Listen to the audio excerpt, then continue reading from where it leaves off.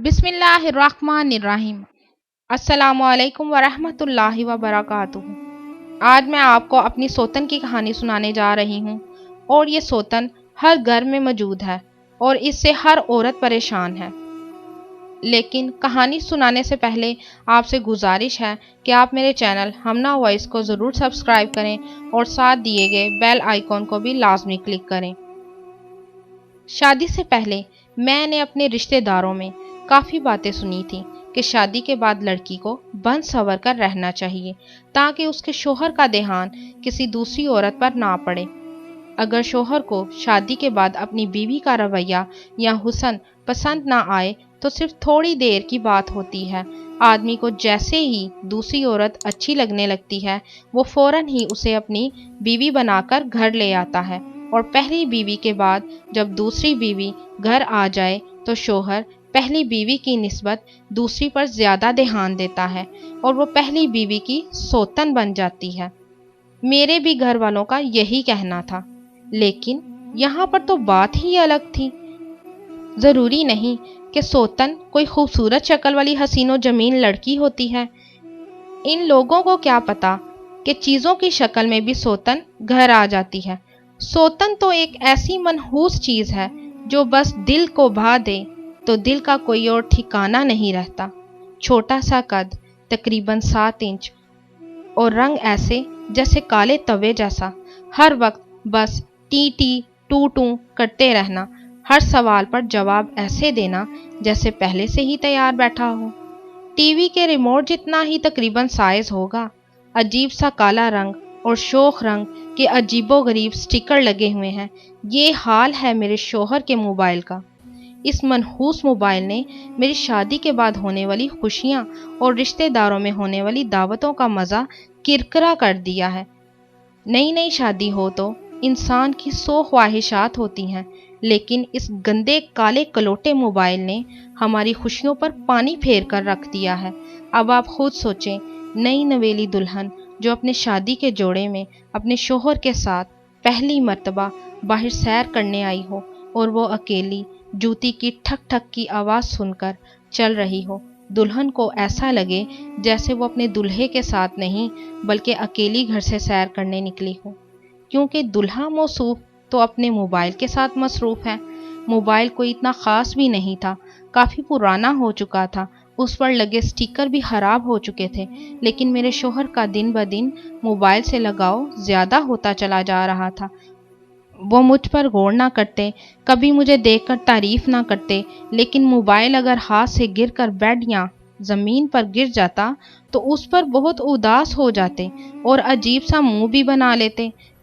ایک مرتبہ ایسا ہوا کہ آئل گرنے کی وجہ سے میرا پاؤں پھسل گیا اور میں زمین پر گر گئی، لیکن انہوں نے کوئی توجہ نہ دی، وہ پاس ہی بیٹھے تھے۔ میں خود بخود ہی ان کو دیکھتے کھڑی ہو گئی، بس انہوں نے اتنا ہی کہا کہ ٹھیک ہو نا تم؟ لیکن ایک دن ایسا آیا کہ موبائل ان کے ہاتھ سے گر کر بیڈ سے نیچے زمین پر گر گیا تو بہت اداس ہو گئے اور عجیب سا منہ بنا لیا، ایسا لگتا تھا جیسے وہ موبائل نہیں ان کی بیوی ہو۔ میری تو کوئی قدر ہی نہ تھی اس گھر میں، اس لیے میں نے موبائل کو اپنی سوتن کا خطاب دیا ہے۔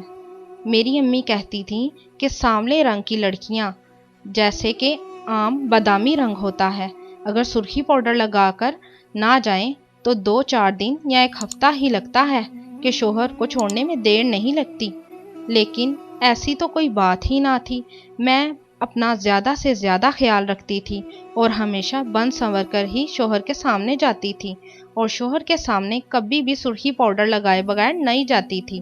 میں تو ہر وقت اپنے آپ کو تیار کر کے ہی شوہر کے سامنے جاتی، لیکن شوہر نے کبھی توجہ ہی نہ دی، کیونکہ یہ کمبخت موبائل ان کی جان چھوڑتا تو وہ میری طرف دیکھتے یا کوئی بات ہی کر لیتے۔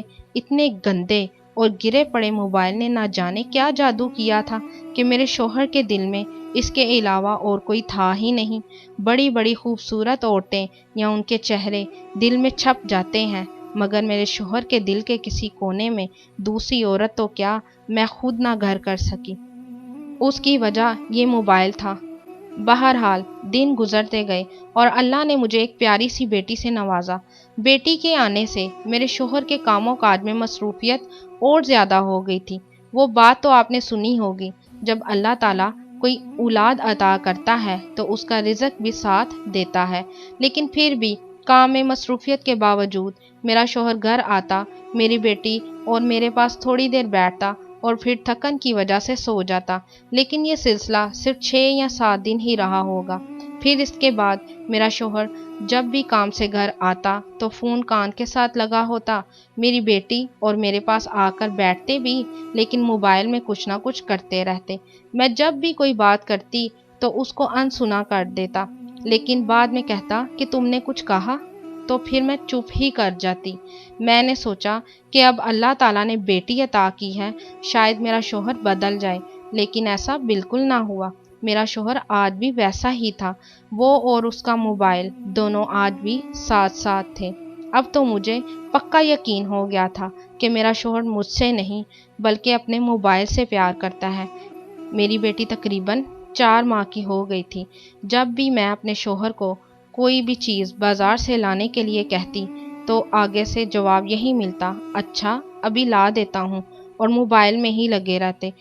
जब दूसरी या तीसरी बार वही काम कहती तो फिर आगे से वही जवाब मिलता कि अच्छा जा रहा हूँ, और तब घर से निकलता जब दुकानें बंद हो जाती, और जब घर खाली हाथ वापस आता तो कहता कि मैं फ़लाँ शॉप पर भी गया था और फ़लाँ शॉप पर भी गया था, लेकिन ये चीज़ मिली नहीं, चलो मैं तुम्हें सुबह ला दूँगा। जब भी सुबह का वक्त होता तो लोग उठकर मुंह हाथ धोते हैं, नाश्ता करते हैं और फिर काम वगैरह पर चले जाते हैं, लेकिन मेरे शोहर मौसूफ की हर सुबह अपने मोबाइल से शुरू होती। सुबह उठते ही पहले अपने मोबाइल का पूछते कि मेरा मोबाइल कहाँ है, हालांकि रात को खुद ही मोबाइल चार्जर पर लगाते और खुद ही पूछते कि मोबाइल कहाँ है। बस इस मोबाइल ने तो मेरी ज़िंदगी अजीरन कर दी थी। ये मोबाइल किसी लड़की सौतन से कम ना था। आज मेरी बेटी 1 साल की हो गई थी। अब उसने चलना भी शुरू कर दिया था। अब तो वो चीज़ें उलट पुलट करने में माहिर हो गई थी। एक दिन मेरा शोहर काम से घर वापस आया तो मोबाइल सोफे पर रखकर बाथरूम में गया ही था कि मेरी बेटी के हाथ मोबाइल लग गया। उसने मोबाइल पकड़ा और नीचे दे मारा।